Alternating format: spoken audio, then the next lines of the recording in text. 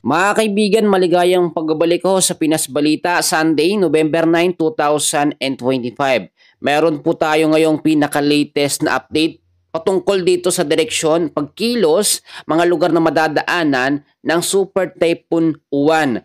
Ngayon po mga kaibigan, bago ko simulan, nakapaghanda na ba ang bawat isa? Nakapanalangin na ba tayo sa safety ng bawat isa?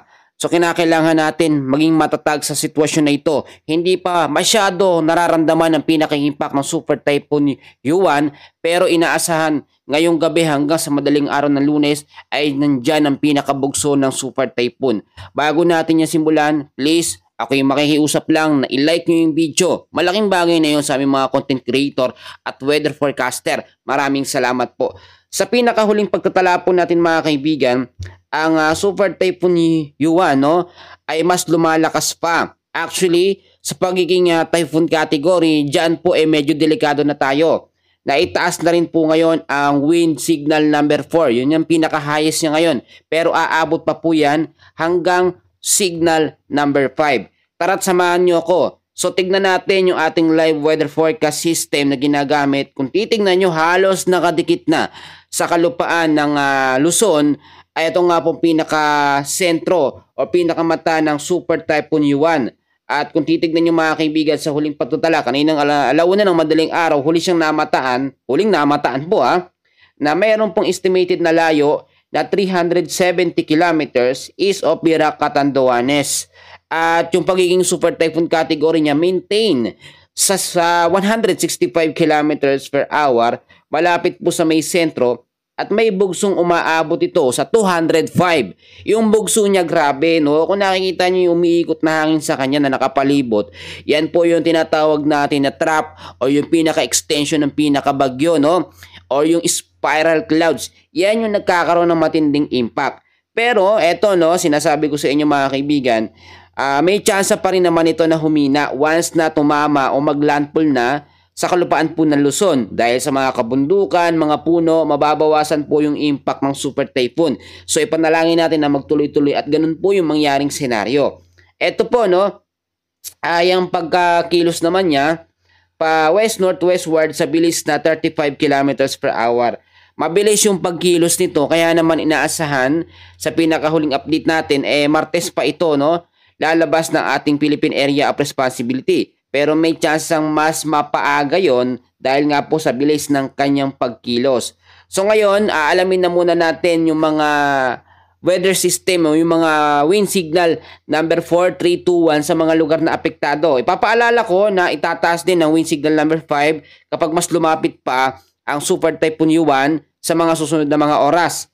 Ang signal number 4 po natin sa ngayon nakataas po sa parte po ng southeastern portion po ng Camarines Norte, kasama ang eastern portion ng Camarines Sur, kasama rin po mga kaibigan yung mga lugar sa Catanduanes, ilang bahagi ng eastern portion ng Albay. Pag sinabi ho natin na signal number 4, ito meron duration na 12 hours. So ang ibig sabihin, yung lakas ng Super Typhoon category na hangin na 118 to 184 kilometers per hour, sa loob pa ng 12 hours yan mararamdaman or mararanasan. Marami kasi lagi nagsasabi, no, lagi daw kami nag-a-update na merong signal number 1, number 2, number 3. At ngayon nasa signal number 4 na. Pero wala naman daw po silang maramdaman ng mga pag-uulan, no? Nagtataka daw sila, tama ba ang forecast? So meron tayong tinatawag na warning lead time. Ibig sabihin, meron yung duration. Hindi automatically, pag itinaas po yung warning signal, agad-agad, instantly, mararamdaman mararanasan. Wag ho kayong mainip, no? Dapat nga ho, ipanalangin natin, no? Masaya tayo na walang mga pag-uulan. Yung iba, nagre-reklamo pa. So, eto ho, sa lugar naman na apektado ng signal number 3, eto po, sa central and southern portion po ng Isabela, signal number 3 po dyan, ang bahagi din ng Quirino, eastern and southern portion po ng Nueva Vizcaya, kasama rin mga kaibigan ko ang Aurora, eastern and central portion po ng Nueva Ecija.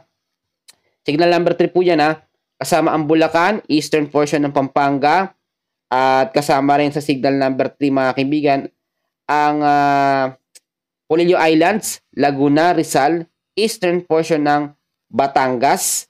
So meron pa kasama rin ang eastern portion po ng Cavite, at kasama din ang bahagi po ng Camarines Norte, the rest po ng Camarines Sur, the rest ng Albay, Sorsogon, Ticao at Burias Island. Ang signal number 3 naman natin, meron niyang 18 hours na pagitan, no? Or duration or warning lead time na kayang tumaglay ng hangin na 89 to 117 kilometers per hour. So, ang signal number 2 naman natin, nakataas dyan sa mainland Cagayan, including Babuyan Islands, the rest po ng Isabela, the rest ng Nueva Vizcaya, Apayao, Abra, Kalinga, Mountain Province, Ifugao, Benguet, Ilocos Norte, sa may Ilocos Sur, La Union, Pangasinan, the rest po ng Nueva Ecija, Tarlac, kasama rin ang the rest po ng Pampanga, Zambales, Bataan, the rest ng Cavite, the rest ng Batangas, Marinduque, northern and central portion po, northern and eastern portion po ng Romblon, kasama rin ang northern and central portion po ng Oriental Mindoro. Yung mga lugar na yan, including Lubang Islands at mainland Masbate. Signal number 2, 24 hours ang duration yan. So, hindi instantly mararamdaman. Pero alam nyo, yung pinakabugso nito, bandang gabi pa ng araw ng linggo, ngayong araw po. At sa madaling araw ng Lunes, nandyan yung medyo mas malakas na epekto. Kaya nga po ngayon, nabibigyan pa tayo ng pagkakataon para maging handa o mag-ready sa lakas po na meron dito sa Super Typhoon Yuan. So, ang signal number 1 naman natin, medyo marami yung mga lugar na apektado kasi nga mas bumaba siya ng konti. So, ang Visayas area na apektuhan din. Signal number 1 tayo yan sa may Batanes, the rest po ng Romblon, the rest ng Oriental Mindoro, the rest po ng Occidental Mindoro, Calamian Islands, at Cuyo Islands. Ang Visayas natamaan din na apektuhan ng signal number 1 ng pinaka-trap o extension po ng hangin ng Super Typhoon Yuan. So sa Visayas, kasama sa mga apektado ang bahagi o the rest po ng Samar, the rest ng Eastern Samar, Leyte, Southern Leyte, Bohol, northern and central portion po ng Cebu. Actually, kakatapos lang ng Bagyong Tino dyan. Ngayon, meron na naman. Talagang hindi pa nga nakaka-recover yung mga kababayan natin. Nasusundan na naman ng panibagong super typhoon. Kasama rin sa mga apektado dyan sa Visayas, including Bantayan and Camotes Island, northern and central portion po ng Negros Occidental. Kasama rin mga kaibigan ko ang ito pa po, no? Ilang bahagi po ng northern portion ng Negros Oriental. Yung mga lugar na yan, dyan sa may bandang Visayas, no? Signal number 1. Tapos eto, hindi rin ligtas ang bahagi ng Mindanao dahil naapektuhan din o nakataas na rin ngayon ang wind signal number 1 dyan sa Dinagat Islands, Surigao del Norte, northern portion po ng Agusan del Norte, northern portion po ng Surigao del Sur. Take note, ipapaalala ko sa inyo na itataas ang signal number 5 kapag mas lumapit pa o naging super typhoon category ang bagyong Yuan, no? At yan ay mangyayari mamayang gabi hanggang sa mga susunod po na mga oras. Aalamin naman natin yung dami ng mga pag-uulan na nararanasan o mararanasan ngayong araw po ng linggo dahil hindi biro po ang dami ng ulan na kayang maidulot po ng super typhoon Yuan na ito.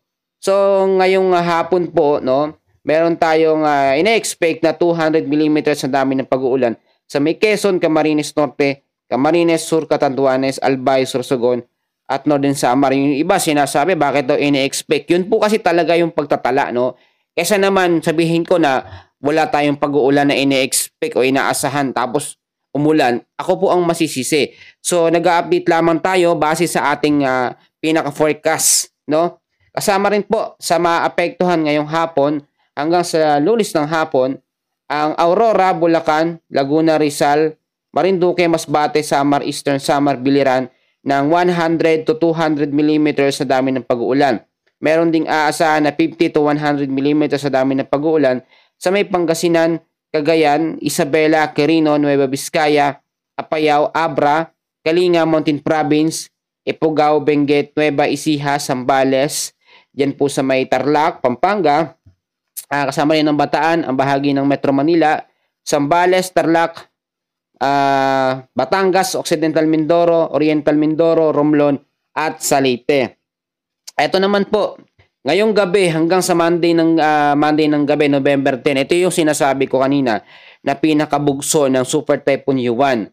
200 mm sa dami ng pag-uulan ang aasahan po sa may Isabela, Quirino, Nueva Vizcaya, Apayao, Kalinga, Abra, Mountain Province, Ifugao, Benguet, kasamang Ilocos Sur, La Union, Pangasinan, Aurora, Nueva Ecija, Tarlac, Zambales.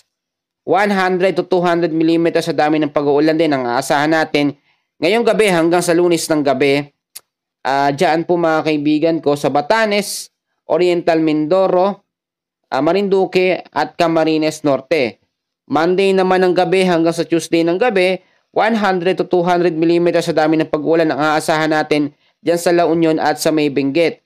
50 to 100 mm naman sa Ilocos Norte, Ilocos Sur, Pangasinan at sa May Zambales. So ngayon, alamin na natin yung mga lugar na madadaanan po ng Super Typhoon Yuan sa mga susunod na mga oras. Dahil nga po yung mga landfall scenario, importante na ating nalalaman at nababantayan, no, para hindi nakakaiwas tayo. Actually, yung mga ganito po na kailangan natin mga update, nakakatulong at nakakapagligtas ng buhay. Kaya mas mahalaga na lagi po kayo nakatutok. So ang mangyayari po, no, ngayong alas 11 ng umaga, ang magiging lokasyon po ng Super Typhoon Yuan ay nasa coastal water na po ito ng Pandan, Catanduanes bilang isang Super Typhoon category. At pagdating naman po alas 11 ng gabi ngayong araw ng linggo, nasa vicinity na po ito ng Tupac del Sur, Nueva Vizcaya. So i-take note po nyo yan. Pagdating naman po ng alas 11 ng umaga, Lunes po ito, ang magiging lokasyon naman po niya 145 kilometers northwest of Bacnotan, La Union. Gabi naman po ng Lunes, ang magiging lokasyon naman po niya ay 230 kilometers west of Sinait, Ilocos Sur. At pagdating naman po ng Martes ng umaga, ito, yung point na palabas na ng ating Philippine Area of Responsibility, ang Super Typhoon Yuan. Ang magiging lokasyon naman niya pagdating po ng Martes ng umaga, mga kaibigan ko, ay dito, 290 kilometers northwest of Lawag City, Ilocos Norte. Ipapaalala ko na kahit lumabas ito ng ating Philippine Area of Responsibility, yung pinaka-extension po ng bagyo, yung pinaka-buntot niya ay patuloy pa rin pong makaka-apekto. So hindi pa rin tayo pwedeng maging kampante dahil nga yung radius, alam niyo yung pinakalawak ng bagyo, umaabot na po ngayon sa 900 to 1,000 kilometers. Yung pinakalawak niya, ang ibig sabihin niya, halos masakop na nito ang buong parte ng Pilipinas. Nakikita naman natin, lahat po ng umiikot na hangin na yan, yan po yung nakapalibot or pumapalibot dito sa parte ng Luzon, Visayas at Mindanao. Kaya po kasi ganito yung weather system na ginagamit natin. Ayoko gumamit ng mga nakakatakot, no? Yung tipong grabe yung ulap na sobrang nakakatakot. Kasi marami tayong mga senior na nanonood. Very sensitive po tayo. Ayaw natin makabigay ng mga matitinding shock, no? Shocking moment. Kasi etong mga super typhoon na to ay nagre-remind po sa mga kababayan natin na naapektuhan ilang taon na lumipas ng super bagyo na Yolanda na kumitil po ng libu-libong mga Pilipino, at we are praying na ito pong Super Typhoon Yuan ay hindi po ganoon na ang mangyari. So patuloy tayo mag-antabay sa lagay ng ating panahon. Mamaya mag-a-update po muli ako bandang hapon hanggang sa gabi. Maraming salamat. Mag-ingat po tayong lahat. God bless po sa inyong lahat.